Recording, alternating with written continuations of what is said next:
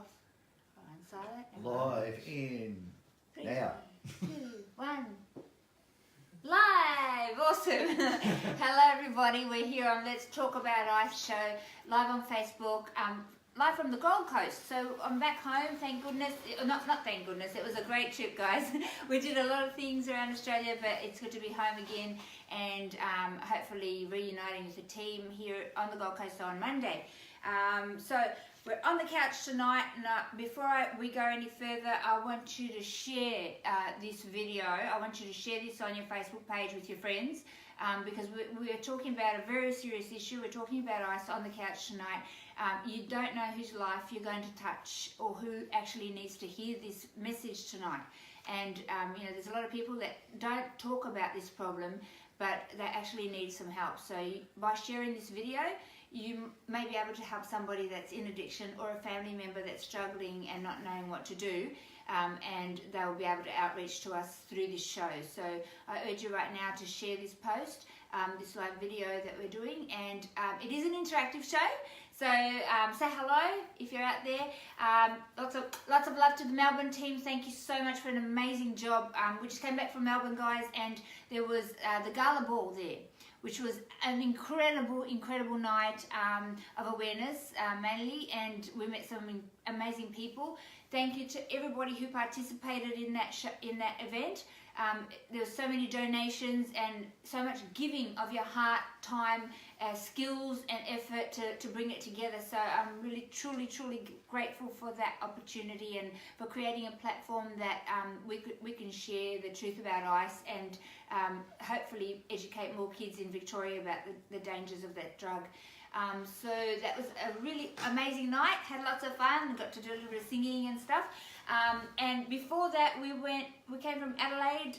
There was the Adelaide Forum. It was an incredible event, over 200 people attended, and the Adelaide team did an incredible job putting that together. So that was a really informative night, and we were able to share a bit about what we do. And we intend on doing more in Adelaide. There's a few more forums in the planning, and also education within workplaces and schools are now starting to be rolled out within Adelaide communities. So if you're from Adelaide and you have a business, or you are part of a school and you're interested in having the education workshops delivered into your business, workplace health and safety, or into your school, please connect with us. You can do that on our website, www.australianantiicecampaign.org.au, and there's a button there that says workshops inquiry. So just click on that and send through an inquiry, and we'll be able to liaise with you from there. So that was the forum was amazing. It was really good to be able to help people, family members, but we also have people turn up at those forums that are entrapped in addiction, and we can buddy them up with some of our presenters and help them step out of that space of that entrapment. So before that, we were up at in Cairns, and we did a week's worth of education in the schools in the tablelands in Mareeba. And we connected with a lot of beautiful people there, and we now have a youth advisory group in Cairns, and the youth advisory group are on air and also have an Instagram page going. So if you're a youth out there and you want to help us put the freeze on ice in our nation, please connect with the youth advisory, the AARC youth advisory group in Cairns, and they would love you to come on board and help. So there's radio shows. We're going to be planning a youth engagement event out there with bands and music, and we're doing a walk against ice. So if that's you and you want to engage and help us do that, we'd love to hear from you. So now in Cairns, we're in the planning stages of 2 forums. So I've got my little notes here. On the 10th of next month, October, we have the Mareeba Forum. So we're almost finalised that, and flyers should be going out and emails should be going out into Mareeba shortly. And in Cairns on the 11th, so we will be holding a community forum on ice. And we will be talking about what we do in the community, and we have an amazing team up in Cairns that are ready to go and roll out the education. So even though we say turn your phones off before set, all good. And guys, I'd like to introduce you on the show tonight. We have Tyrone Blyth. Ty, say hello. Good evening, hello. Thank you for having me. Thank you for being on the show, Ty. you know, I've known Ty for a little while, and he's got an incredible story. And apart from, you know, the current ice story that he's got, he does some amazing work in the community, and he has for many, many years. And he's a good friend of mine, and I'm just honoured that he could be on the show today, because you really do such amazing work, you know. Like, blows me away all the time. You did what? and he goes and sits with people in the gutter, and he helps them in so many ways. So truly an inspiration. But today, sadly, you have an opportunity to come on the red couch and talk about ice tonight, which we will get into. But before we do that, okay. I would like you to tell the audience a little bit about who you are and a bit about the work that you do, Ty. Well, the work. Thank you, Andrea. It's lovely to be here. It's pretty ironic I'm here tonight. My work is basically involved in, I came from a boxing background. I wasn't a very good boxer, and that's the truth. But my son was a very good professional boxer, and my other son was good as well. So I was basically involved in a sporting role. And what happened with my sporting role, to cut a long story short, I went from working with amateurs and some professionals. I was very honoured to work with some top ones, and some other people. And as I went on my journey through boxing, I found myself, as you do with amateurs especially, working with kids even today from, I can go back as far as some kids were 11, they're now 37 today. Wow. But I've had some great comeback stories from them guys, and they still remember me, believe it or not. And I am just turning 59, by the way, that's another story. But I would like to put forward that what happened with me was I found myself, as you nurture the children or the kids, ages 7 to 70, some of these people, the amateur fraternity up to the age of 21, 32, I found myself not so much being a second dad, but working in a box. When I get in a boxing ring, it's like an office. Yes. It becomes second nature to me. And then I found myself, fortunate for me, working with people in wheelchairs, and I had empathy, not sympathy. And I've always had that sort of thing going with me. Whatever happened, and then you get the kids who come from the broken homes, and the usual things associated with boxers and amateur boxers, and the dads and the mums, and the kids find it a second home. And I became like a dad. I've got 3 beautiful grown-up women. My oldest is 36, one's 30, and I've got 22 and 3 grandchildren, and I am a big sotty dad. We've dyed hair, thank you. no. And all the other kids in the boxing ring that you've coached along the way. I've had some great kids. I've been very fortunate. I'm not the greatest, like I said, boxer, but I'm a very, very lovely. I love training people. Yeah. I love people. And it's more than that, Tyrone. I believe, you know, it's not just the actual sport. You know, you get in there. I've seen you at work. You know, you get in there and you start to, you know, work with a person and who they are and what they're going through, and through the boxing and the exercise. Magic happens. You know, what happens? Thank you, darling. It is magic. It is, Andrea. It is magic. It's you can associate it with the likes of Freddie Roach out there in Hollywood, who trains Manny Pacquiao. I think I pronounced that right. And he is the same thing. You can emulate someone, you can copy them, you can use the pad work, you can do all the boxing scenario, whatever you want to do, what you want to call it. But you can't get into the trainer's head or the person's head. And what I did, and what Freddie does, and people like that, I found myself not just working with people in the high levels of boxing, the low levels of boxing, but as people. And so you become like a counsellor, but you don't really realise you're doing it. So it becomes like a second nature. And so, for instance, I've trained the police, and I've trained some Hells Angels. Excuse me, I've got nothing against Hells Angels, by the way, or police. And so then I ended up with some Down syndrome. And my ex-wife was very, very good with that. Probably we used to do like, for example, at the end of 6 weeks, these boys would come in. Maybe they'd be like 15 years old, very big and strong, but with an age of 9 or 10 inside. And we train them, and they get such a great, their gratitude and their growth. And I found myself, a lot of guys have said to me, boxing trainers, I won't name them, they can't do that. Not because they're upset or they're frightened, but they can't, you know, relate like that. And I would get under my, as I always say, I'll get under my ropes, whether they come in the wheelchair, whether they're blind. I've got plenty of blind people, you know, and it's not, you know, for me being all, not soppy, it's empathy. And I found I had a gift. Yes. I have a gift, and I love it. I love using it, you know what I'm saying? And I need one with a head like mine, but there you go. And I found myself working with, sorry to go on so much, it came. You know, it wasn't difficult. It's not difficult. And when I've got somebody coming to me with cuts all over them, especially women, hood up, covered. And for example, went to Blacktown. Hello Rodney down there, Rodney Williams, great man working with the police.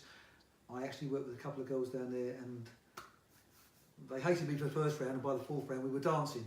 So it's not a bad thing, but what I'm saying is it's not, the boxing, not, it brings the hate out, it strips the layers back. It's a cliche, but it does. But you're very relatable to it, Tyrone, and I think you have your own journey as well. And the thing that I love most about you is that, you know, people are people. Whether you have a disability, whether you're going through cancer, whether you're in addiction, and I've watched you work with people, you know, bringing a young kid to come and meet me because he was entrapped in ice addiction. You know, we're all the same, and we all, you know, have a story, and we all hurt the same way, you know, and that's the most beautiful thing. And on that level of relatability, you're able to, because of your story and your journey, you're able to connect and work with people, you know, at that level. So, you know, I know that personally, I know that you've worked with people in addiction. I know that you've worked with people who had cancer and they recovered. You know, it's just an incredible amount of love that you share while you're in I've been very lucky, journey with these people. You know, you're outpouring that love. It's incredible. Well, yeah, like it's excuse me, it's I want to keep my feet on the floor, so to speak. But I've worked with a lovely, beautiful lady called Doris Zanansky, who actually writes books on grief. And she actually ended up getting cancer, and I trained her for 18 months. And she would not, this woman is not a boxer, believe it. And I called her MBW, the Main Beach Warrior. So she, in turn, came to me, was a beautiful, sweet lady who had a mastectomy, and we trained for 18 months. It was awesome, absolutely awesome. And on the other side of the spectrum, we've got the young man you met called Dylan. And Dylan won't mind me mentioning him, I won't mention his surname. Become one of 16 children, a self-cutter, I won't go into suicide and stuff like that, but I actually found myself, he launched me in a way because he was a beautiful young man. And with the, nothing against academics, but with the likes of myself, I'm not academic, but I thought I have a gift. He related to me. And these kids, you're transparent. You are transparent to these children and these boxing kids and whatever, they see right through you, Andre, as you know. Absolutely. It's about lived experience, Tyrone. It's about lived experience, you know, where you've walked, people, you know, in my heart, when you've had lived experience, you can't lie. You know, you can't lie. And that's what we say at AIC, lived experience makes all the difference. Whether you are a family that has a loved one entrapped in addiction, we want to help. We've got our educators, you know, they've walked through that, they've come out of that entrapment, and we have a heart to actually help somebody else do that. But also when we're sharing about the education, it's not, you know, let's talk about psychosis. Now let me tell you about psychosis. Let me tell you about that entrapment and that hell. So it's a whole different kettle of fish, and that's why, you know, your journey has brought you to a place to be able to relate so many different things that you've gone through in your life and be able to connect at that level with people wherever they are at. Hey, very much so. I'm not ashamed in any way, shape or form to talk about close to suicide. I've actually been talking with Ricky Hatton. Actually, I do use the boxing as my examples because that's who I work with.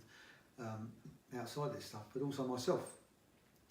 Not an ounce of shame. I'm an alcoholic, and I've been sober since last night happy hour now for the last 6.5 years, and that's a fact, and that's the clarity's in my eyes, but more so in my soul. And I have a story. I do have a story to tell, and you know, every day this is not soft. Every day becomes.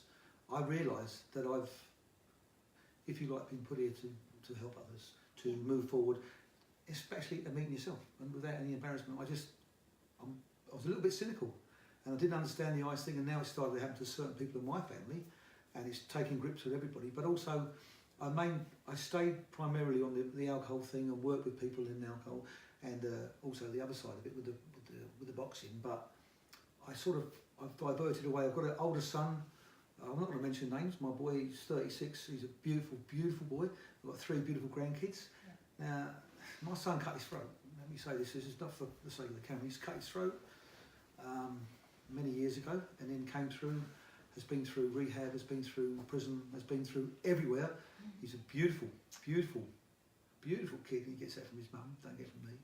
He's a beautiful, kind kid, but he's been on drugs since he was 14. So I have experienced it. Yeah. I have, and then if you want me to elaborate a little bit Yeah, about the other boy, please. the other chap, I won't go too much because he will get quite angry with me. Recently, I now have a child. I call him a child. I recently saw him recently, and I looked at the camera, and I loved him and held his hand, and he was asleep, and he had cracked lips. And me, as a man, 50, 59 now, I'm quite a hard man. I'm certainly not a tough man. I cried my eyes out. This thing it's just such a demon, for want of a better word. My son had to cut a boy down, a lovely young kid who hung himself in the room next door. I experienced things, it was a bit like train spotting on steroids, if you know what I'm saying. I just, it was surreal, and I can still think to this day that I'm going to wake up. So what's happened tonight, I'm very, very fortunate. I mean this tonight, because this woman has inspired me so much truth, and so much is going on. I'm overwhelmed to come here, and as I've been put here, I'm not going to get religious, I'm going to talk about God. I got put here today, as I always get put places, to talk about me. And I said, what has happened to Ty Blyth? Personal training, what's that rubbish? And I'm now living proof of how how we get better. And I can see it, and I can feel it, and I'm genuine. That's the thing, I'm genuine. But we need to move forward and help. And now I'm experiencing it from my own family. And that's a really sad place, you know, to be. Like I said, I've known you, and you know, kids touch drugs, people get involved in, you know, in different things, and you know, they come out. The problem with ICE is that it is an entrapment, and you know, I was chatting with Ty while he was there, and it's heartbreaking because you can't help them because their frontal lobe is hijacked. They're entrapped in a hell that has gotten them there, and you know. There is a window of opportunity in the cycle of addiction where contemplation takes place, but you actually have to allow that child of yours or the person that you love get to the end of themselves to be able to get to that place, and watching that take place and that journey is horrific, you know, for a parent.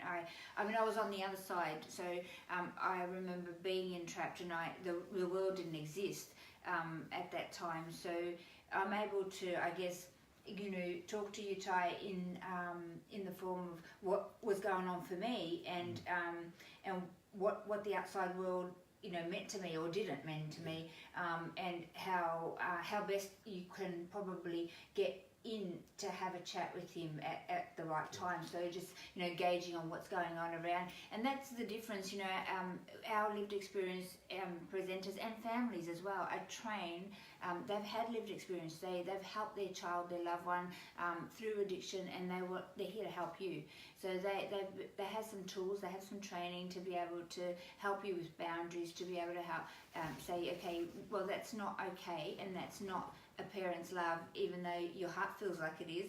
But you have to allow the child to, even through the pain, as painful as it is, to come to the end of themselves and feel the consequences associated. If you want to live that lifestyle, this is what it's going to feel like. Yes, you are going to sleep out in the cold because you didn't pay your rent. Yes, you are going to go hungry because you used your money to hit up. And as a parent, I'm a parent, I can't imagine anything worse than watching, you know, your child self-destruct, you know, and be in that place, you know. And especially as a dad, you know, we get a few dads, you know, call up and, you know, they say, my son's on ice, I don't know what to do. You know, and we've got dads there, I think you've connected with one of the dads there that, you know, has been through it, and they can, you know, be on your side in the ring, and, you know, no, don't say that, don't do that, but send them love, stay connected, encourage them to, we love you, don't love what you're doing, you know. So, go on.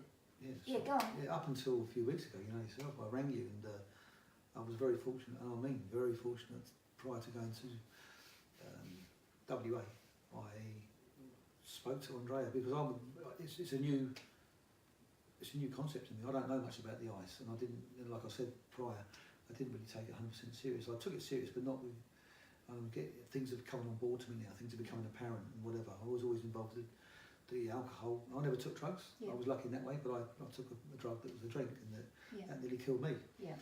Coming back to what we were talking about, with the ice, I attribute to something similar to watching a child. They become a child again as well. No matter how old they are, they become a child and they are slowly committing suicide in front of you. That's not by any means exaggerated. I've never ever, and this is to all the mums and dads out there, the families, and this is the same as AA and alcoholics and people. The family suffer so much, and we're going to talk about that later on a good positive note, aren't we? What we're going to try and do. And speaking with Andrea and coming into this wonderful place that I do for information and help and a bit of laughter and some very, very lovely cooking. I know, but I don't cook, that's not true. Last time I was in hospital 3 days, but we'll leave that go tonight. No, but without the humour, I on a positive note, she's absolutely on the plane. When I got over there, this woman rang me in the UK on a beach, and there is a beach in the UK that was quite warm, and I rang her, and she actually saved my life. So, like I say, there's no embarrassment. I speak as I do. This is all new to me, and it's like it's come from nowhere. And as I say, I keep thinking I'm going to wake up. Yeah. You know what I mean? And I am. He knows, and the other boy knows that I love him so. I love him. I'm the biggest softie ever. Yeah. I am the biggest softie. I'm the box of the candle. The one blow and I was out. That was me, But inside, I'm very, very strong. My mind is strong, and my journey back, as you know very well, from 6 years ago, 5 years when I met you, is immense, and it's brought me to a place today where I'm so proud. I mean that to be involved in this, and it's just going to gather momentum and go forward. And the fight. There's a real fight happening now. We'll destroy these demons, because it's been said before. It's not just families, my God. To see your child who looks like a baby sleeping with cracked lips and things, it sounds all bad. You don't want to have it. I wouldn't wish it on my worst enemy. It's horrific, and it is like a demon, because that person's taken over. They say things they don't mean. They're angry, the violence, the detachment from feelings and family and from humanity is. And I can speak for myself. I remember being in that place, and it must be heartbreaking for you to be going through that. And we're honoured to have you. Help us fight in this fight, Tyrone, because it's not an easy fight, and you don't understand until you've actually been there. Unfortunate. So we're speaking to families out there. You want to educate your child on the dangers of ice from lived experience before it's too late. Yeah, you want somebody that's been there to get in front of your kid and tell them about that journey, because when they know and they see how horrific it is, they won't touch it. That is our point. We're rolling out education up in Cairns, Melbourne, Adelaide, Sydney soon, and on the Gold Coast, in Brisbane. We are out there and we're doing all we can, but we need your support. We need you to lobby to your school and say, we want this. We want our kids educated, because how early do you teach them not to cross the road because the cars will run them over? It's going to get offered to your child. It's out there, and it's unfortunate that I don't believe people are taking priority and listening to this message. Not even once is our message out there to the youth, and they do get our message. They do understand it. It's a different kettle of fish coming from a teacher or somebody standing up in front of the room saying, don't do drugs. We don't say that. We don't say, the choice is always theirs, but we show them, if you do this drug, this is what's going to happen, and hope that we don't have this situation, because once they're entrapped in that, the likelihood that they're going to come out is very small. Okay, we work with the families, and we do get results, but you got to work with us. We can see things as it is. This is the situation, right? You got to let them be homeless. You got to let them get to that place, and it's one-on-one. It is hard, of course it is. I mean, we have a clinical arm of counsellors who are trained counsellors, psychologists, and that they are on board through Optimal Health Group within AARC to put frameworks and boundaries and courses and tools, give tools to people that are helping their loved ones. And it is hard. It is hard, but Tyrone, I'll never forget. I had a mum that I was helping. And she was on the phone with me at 11:30 one night, and she says to me, my son, he's come in, and I've got 2 other kids, and my son came in off his head, and he bashed the other child so badly that he ended up in hospital. And she says, I don't know how to stop this anymore. He's going to kill him. I said, okay, this is what you're going to do. And you need to listen to me because I've been your son. So I know what's going on. I know that the depletion of the serotonin and the anger and the violence and the lack of ability to think about consequence, yeah? So I said, you're going to tell your son he's not welcome in the house until he decides to change his life because the other ones are at risk. Correct? Correct. 11:30 at night she rings me. Oh, it's hurting me. My son's out there, it's cold, and he's sleeping on the balcony. I said, good. Yeah. I'm sorry, but that's how it has to be. He's chosen. If he wants that lifestyle and he wants to be on substance and be a harm and you know, put the other children at risk, you want to live that lifestyle, that's your choice. But we don't have to do it. I love you, but I don't love your action. Yeah? So 11:30 at night, and this lady's crying, Tyrone, and she's crying on the phone, and I said, listen, let him out there, and then tomorrow in the morning you're going to say to him, are you ready to change your life yet? Exactly. You know, did you like that? If you want to continue that lifestyle, you're still not welcome in here. I'm not going to put the other kids at risk, but if you're ready, let's have a conversation. He said, yeah, I don't want to sleep outside again, I'll do whatever. So she pulled in one of our presenters, one of our guys, and they were able to sit down and make a plan with them, and that kid went into rehab as a consequence, you know. It was hard for that mum to sit there and watch that kid, 14 years old, sleeping outside. He was banging on the walls, he was screaming, he was carrying on, and she's in tears inside, you know, because it hurts. But, you know, if she didn't do that, that child wouldn't have gone into rehab, you know. So sometimes you've got to... Be cool to be kind. Yeah, I guess, you know, in certain ways, you know, you can't let go, and you've got to let them know that you love them and that you're there and you want to help. But you need to have the tools to help, yeah? So you need to have the rehab, connect with the rehab, know where your detox is, know who the people are that are going to be able to help. And you've done all the right things, Ty. I've watched, you know, and been able to work with you. You know, you've connected with a buddy down there. You've connected with the rehab with George from the... Yeah, I've just, excuse me, I've just recently come back and I put a massive rap for the gentleman, Dr. George O'Neill, who's friends of... Yep, he's amazing. My friends at Bravehearts. And this gentleman, I met him, he's phenomenal what he's doing. He is an absolute gentleman. He's a bit of a character. He's about, I won't say his age, but he's past retirement, but he keeps going. Yeah. And he has rehabs everywhere. And I actually went into the rehab place, and I went into on a Wednesday over there in WA. He does like implants, and he does. You know, you see the people lying down, and it's just an amazing situation. And also, when you go in there, you just feel it. He's got a lot of love, but he's also got, like you just said, he's strict, and he can do it. And he's got some stuff. He's one of the men that's really outstanding in this fight against ice, heroin, you know, all this stuff, like, you know, drink, and he's saving lives. And they're coming from all over Australia and probably further afield from now. I love the man. The man was fantastic. He's wonderful, and it is a good place to connect with, you know. Absolutely. I spoke to George a few years back, actually, when AIC was first birthed, and I said to him, you need to open one here in Queensland, you know, you got one on that side of Australia, what about this side, you know? And he does do some amazing work, so you're in a good place. But you've gone out there, you've connected. I went there, he invited me in there, I stayed in, I mixed with them. I'm an ex, drinker. And I actually got to mix with the staff, and then I went to the other place and mixed with the patients. Yeah. And he's good, and that's what he uses. That's quite significant for these guys watching in. I think it's really good. This comes into like the RPL with us, Registered Prior Learning. For example, when I work with Dylan, this is like, again, not big noting myself, they give Dylan two, I won't say the fitness place it was at, two fantastic personal trainers, about 60 years younger than me, believe you me, and they were strong and they were muscly and they were everything. But Dylan, he couldn't relate to them, he couldn't stand them, and nothing against them guys. No. So when you get guys like myself who have been down a certain road, not the biggest rubbish road, but you've got your RPL, your Registered Prior Learning, and this is what the government's recognised now, hopefully going further.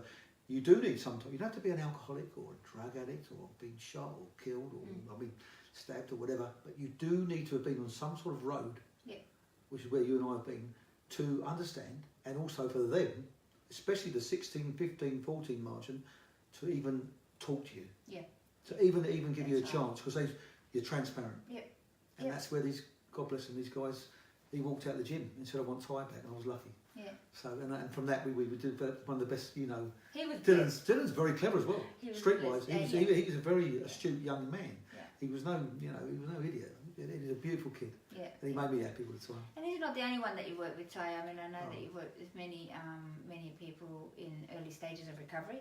Yeah. And you know, we're blessed to be able to have you there to help, you know, people that you know, look at fit, you know, consider fit, you know, getting into sport and fitness, because that helps the endorphins. Is that right? Yeah, the endorphins come out in there. Yeah. I mean, the boxing. Thanks. The boxing's so funny. Makes me laugh. The boxing is just a small part of it.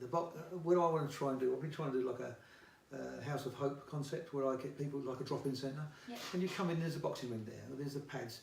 When you start working with someone, if I can explain it in these terms, if you start working with someone and you get under the ropes, it's like an office, and then if you want a cup of coffee or whatever you want to do, when you start taking them through, I put them, I'll tell you what I do, I put them on the pads or chat with them, make them laugh, if you've got to laugh, and then you actually open up a scenario where you can talk to them. Yeah. They become like, you know, a lot of people don't sit down like with a psychologist and ask them. They don't. But if you sort of, I'll give you an example. When I talked to Dylan, well, I'd take him on the pads. He'd hit the pads. He was absolutely, that boy loved it. He'd ring me up at 3 o'clock. Dad, I want to be in the UFC. I said, you're more likely to be in the KFC. I'm in the UFC where things are going, son.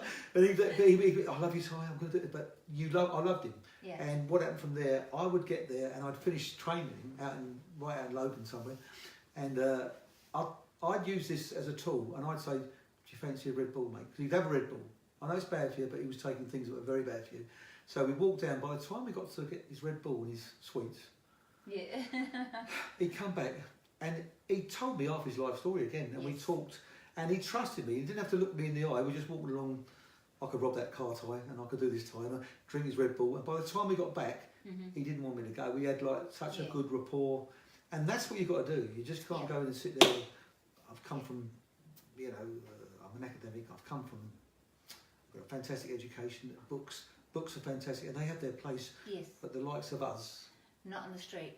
No. Ty, I can so relate with that. I remember when I first landed, you know, and I was told, oh, you need to go to an AOD counsellor, and I'm like, yeah, all right, you know, I just wanted to get better, you know, and I was so scattered and fried, and I went to this AOD counsellor, and this poor lady, you know, if you're out there watching, I can't remember her name. We're going to get another phone call tonight. I was sitting there, and she's opposite me, and she says, oh, Andrea, you know, you shouldn't think like that, because, and she started to, and the words just went into a muffle, right? You shouldn't think like that. And I went, wait a minute. I said, can I ask you something? I said, have you ever been where I've been? Like, have you ever been on this drug? Do you know what is actually happening in my brain? She said, well, no, but I've studied it. And I stood up at that moment, Ty, and I said, you know what? I actually swore.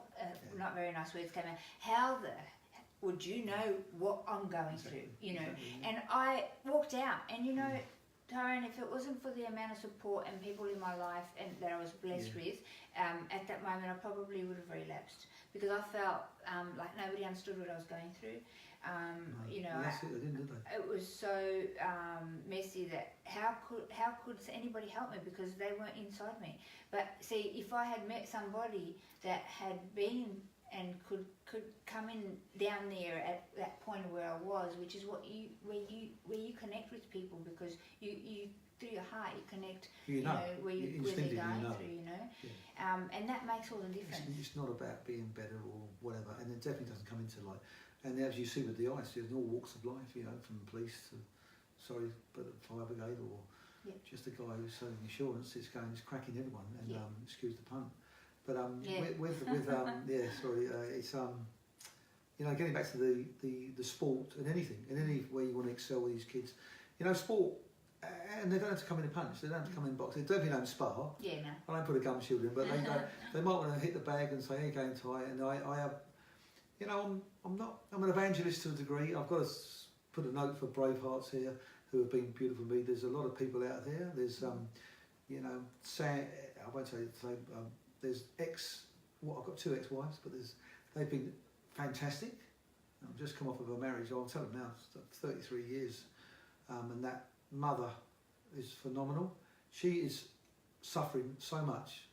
I've never seen a very, very strong lady. I won't say she is. very, very wonderful woman, has done what she's done. I'm not going to elaborate because it's not fair. She's not here, and she is suffering, and unfortunately, sometimes it puts us in coverts and each other's throats to a degree, because you're seeing someone. Like, you come together, you try and merge, but it's not always that easy if you're not together as the mum and dad. Yeah, but you know, 3 decades together, and this beautiful son of mine, both of them, it's horrendous. It's horrendous, but it's given me. It's given me, what it's done, even tonight, and it's nice to see everyone out there. I don't know what's going on with the cameras, but I absolutely, I adore the way that I feel, and this road I'm going on, and I will walk it. Yeah. I'll walk the walk. You know, I will do it, and I will continue. And I'm very, very thankful to you for how wonderful you've been, because you always are so elegant, so kind, and what you did for me in Perth was put me in a place where it was quality. Because every night I came home, it was like, you're so tired. Yeah. Not like you've been digging holes all day, you know. Like I was involved in the scaffolding and stuff, but I was like exhausted in such a mental capacity. And then I'd ring you, or I'd talk to you, and I'd remember your words. And everyone else out there, there's been people in my life, I'm not going to mention, and they know who they are. They're fantastic. Yeah. And you do. And I couldn't do it without them. You need a support network, and that's what we're talking about. You know, having that support network of people who've walked that walk, who've been there, and really getting all the tools that you need to help your loved one, because life can be hard, but we're together in unity, we can overcome, and we can support each other and lean on each other. You know, I mean, it's almost like a song. When you're not so but on a serious note, the album comes out in July. But thank you so much for being on the couch, Ty, and sharing. I know that you know, you're actually going through the motions at the moment, and there's a lot of families out there going through the motions at the moment. And I want to reach out to you if you're a family that you know, you're going through that. You have a loved one entrapped in addiction, and you need some help.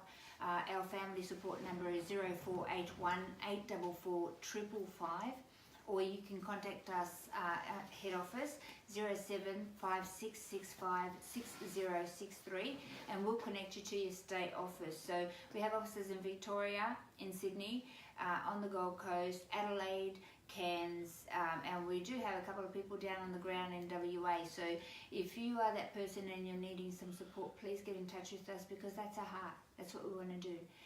You know, most of us are volunteers, almost the whole team are volunteers, and we are unfunded. So if you want to help us protect one youth on the dangers of ice, $10 a month can help us do that.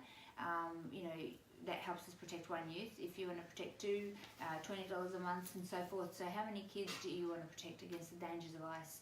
You know, people don't have to go down there. Like your son, I didn't know. You know, everybody knows drugs aren't good for you. You know, but people do drugs. But I didn't know that first pipe was going to take me to a hell that I couldn't get out of, and I almost died for, you know, over. And your son experienced a young man, you know, hanging himself on this substance, you know, and that's something that you can't. How do you erase that, you know, from your head? And I can just imagine what your son's thinking. When you're not rational, when you're not thinking straight, it mounts up. Obviously, you know, but there is hope out there. And also, if you excuse me interrupting you, no, please. If you want to contact anyone for anything with me, come and talk to anybody or to work with anybody. How can they contact you? I'm available. My number's 0410 503 609. I'm on the coast. I do travel a bit, but I'm here, and I'd like to put a wrap up for a fight for youth. That's another thing we're doing, and so the whole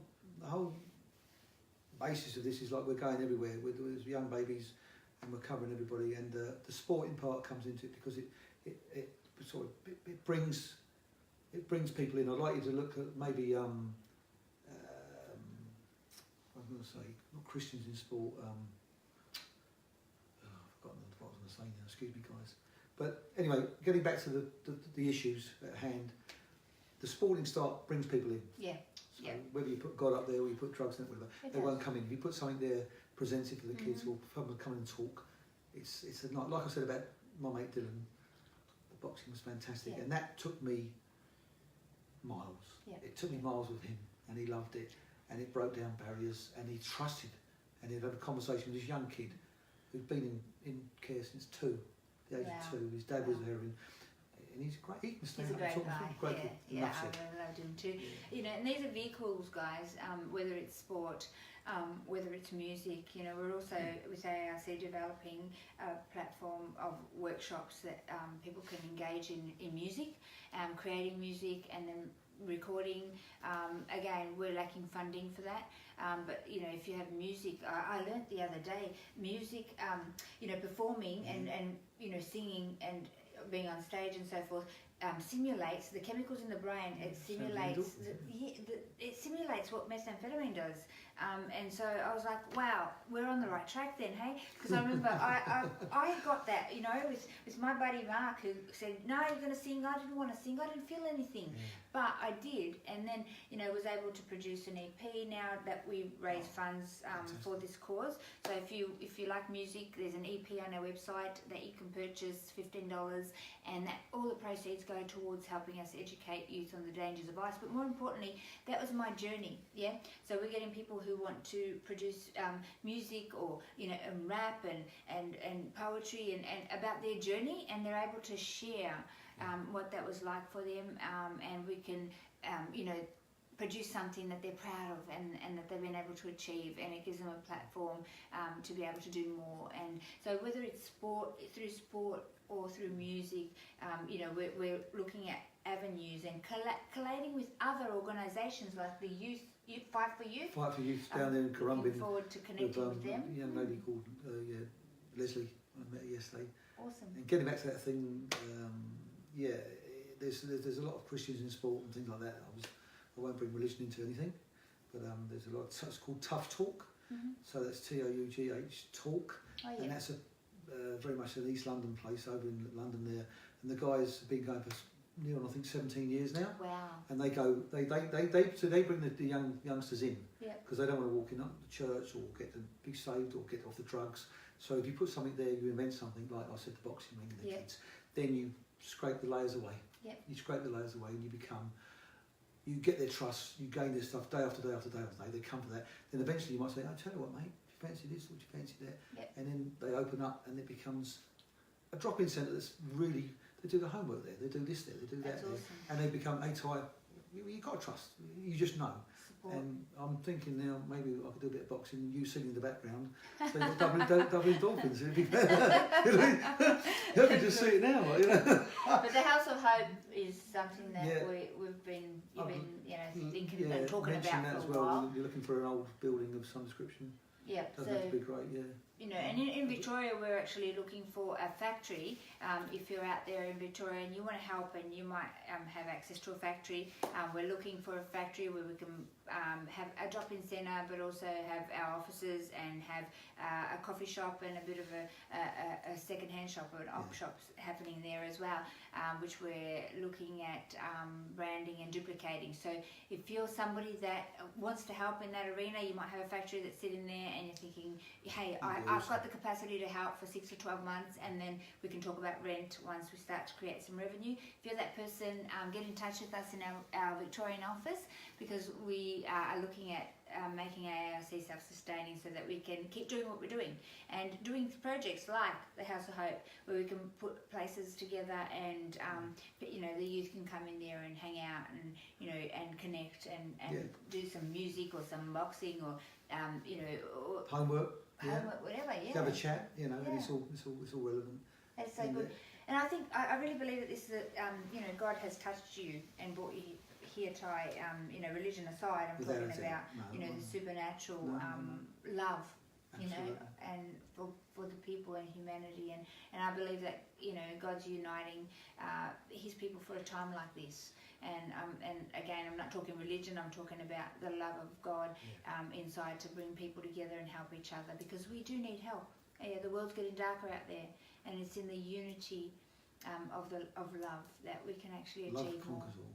It does. It does. And I look into the camera, and I'd like to thank you all for listening to me and even looking at me, and this wonderful person beside me, and the people around me outside these cameras, and all my friends. I really, sincerely, as a father, I've sobbed this week a few weeks ago. I've sobbed my heart out, cried my heart out. But I'm a strong man, and believe me, there is a God, and this is not religion. There is something, and I experienced it. I've experienced it lately, and thank you very much for your time.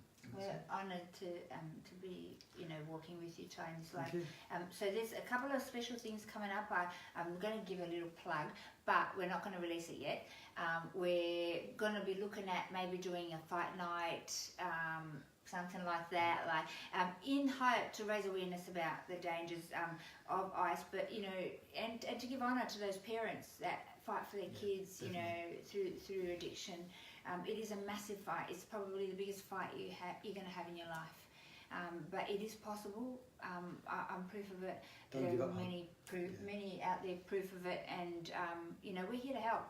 So we want to be able to, the moment your child or loved one says, yes, I'm ready for change, please, we want to help. We want to sit down, have a cup of coffee, and put a plan in place with them, and be their buddy, and help them through the early stages of recovery, and get them in the ring, and they'll want recovery once they see trying to box in. You better recover. No, I'm kidding, but I'm making my 5th comeback. No, it's awesome. But connect them with people in our group that can help love them back to life, and that's what it's about. I remember that's how I speak about it, Ty. I was loved back to life. My goodness. You were, weren't you? I didn't think I was going to make it, but it is through the love. Wow, what a journey you've had. We all have. And it isn't right now. Ty's son is entrapped in addiction, but we are going to get him out. And I'll speak that. Yep, we're going to get him out of that place, and it's about uniting. And so if you're out there and you need help, please don't forget to contact us. We're going to wrap up the show tonight, and we look forward to seeing Cairns again on the 10th and 11th of October, and I think I'm going to Central Queensland again, so I'm not sure, but I think there's Central Queensland coming up in a couple of weeks, and we're going to be doing some work there in the schools that we've already been in Barcaldine, I believe. So Nat and Tanya, if you're watching, love you guys, and look forward to, and Kero, look forward to working with you guys again. And George's going to be doing dual diagnosis training out there. So if you want some training on how you can help your community, that was awesome, wasn't it? Absolutely. You did that training. I've done it. It's incredible training. Top marks. Go to Top marks. For it. Top marks. He's amazing. And as long as you hug, he loves hugs. Give him lots of hugs, and he'll give you biscuits. in that order. in that order, So he will be out there in Barcaldine. He'll be doing dual diagnosis training. So if you're out there and you want to get some tools underneath your belt to be able to help the community, dual diagnosis training is like nothing I've ever done before. My daughter's a psychologist and a counsellor, and she said, Mum, when I did that training, it brought everything together. It was like a holistic approach in relation to recovery from addiction. So it's quite amazing training, and I encourage you to get out there and register on dual diagnosis training. Optimal Health runs that, so you can do that on our site. You can send us an email or an inquiry or a message on Facebook or on our website www.australianantiicecampaign.org.au. Tyrone, right down the barrel, one word to describe ice, what would it be? One word. Horrific. It is horrific. And I know that we're going to be working together, and we're going to be standing against this demonic and horrific drug called ice. So hopefully you can join us in the fight against ice. Join the AIC Army today on our webpage, and we look forward to speaking to you next Thursday night. Bye-bye. Thank you so much for being on the show. It's my pleasure. Bless My you. pleasure so much. Thank you.